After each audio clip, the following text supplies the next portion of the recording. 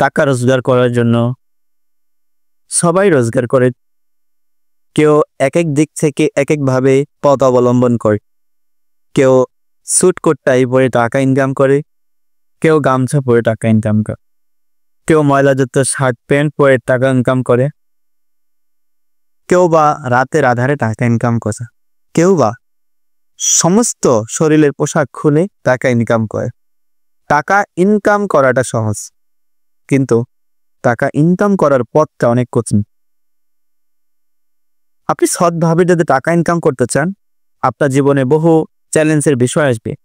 আপনাকে অনেক কঠিন কঠিন পথ অতিবাহিত করতে হবে। সৎভাবে বেঁচে থাকার জন্য আপনার জীবনে অনেক বড় চ্যালেঞ্জ আসবে। অসৎভাবে টাকা ইনকাম করা যায়, কিন্তু সেটা যে খুব সহজ একটা বিষয় তেমনটাও নয়। কিন্তু সেটা যদিও সহজ হয় কিংবা হয়তো বা কঠিনও হয়, কিন্তু শেষ অবধি সেটা শান্তিটা না। সৎভাবে টাকা ইনকাম করার মাঝে যে কি শান্তি পাওয়া যায়, সে শান্তিটা আপনি অসৎভাবে খুঁজে পাবেন না। অতএব সবসময় চেষ্টা করবে সৎভাবে টাকা ইনকাম করার জন্য।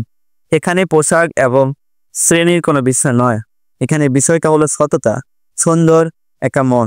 আপনার সততা আছে এবং সুন্দর একটা মন আছে, এতে আপনার জন্য যথেষ্ট। এতে আপনার হোক না আর্নিংটা কম হোক, কিন্তু যদি আপনার মধ্যে মানবতা মানবিকটা না থাকে, আপনি অনেক টাকার মালিক হয়েছেন, কিন্তু শেষ অবধি কি হবে জানেন? মানুষ আপনার অর্থ উপার্জন ভোগ করবে, এটাই স্বাভাবিক, কিন্তু আপনাকে ভালোভাবে মনে করবে না, আপনাকে ভালোভাবে ভালো কিছু উপহার দেবে না। সব সময় আপনাকে খারাপ দিক থেকে আপনাকে বিবেচনা করে খারাপ কথা বলে আপনারটাই ভোগ করবে, এটাই স্বাভাবিক।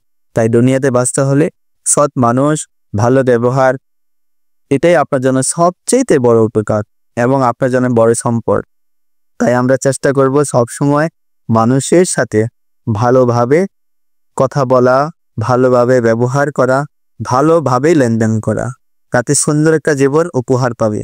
কখনো মানুষের সাথে হিংস্রের মতো আচরণ করব না, এমনটা কখনো হব না। এমন মানুষ আমি কখনো হব না যা আমাকে দেখে মানুষ ভয় পাবে, সেটা হোক অন্যায়, সেটা হোক ন্যায়।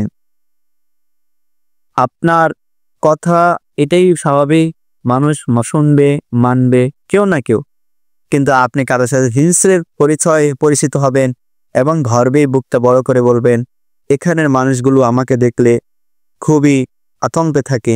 এবং দাদা কি জানি কিভাবে একটা বাক্য বলে যে একই সাথে পানি খায় আমাকে দেখলে, এবং একটা বাক্য আছে, মানে তাকে দেখলে মানুষের গলা শুকিয়ে যায়, তখন মানুষ পানি পান করতে শুরু করে।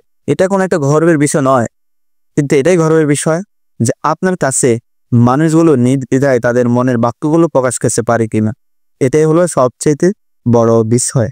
তাই সব সময় ভালো মানুষ হওয়ার চেষ্টা করবেন ইনশাআল্লাহ।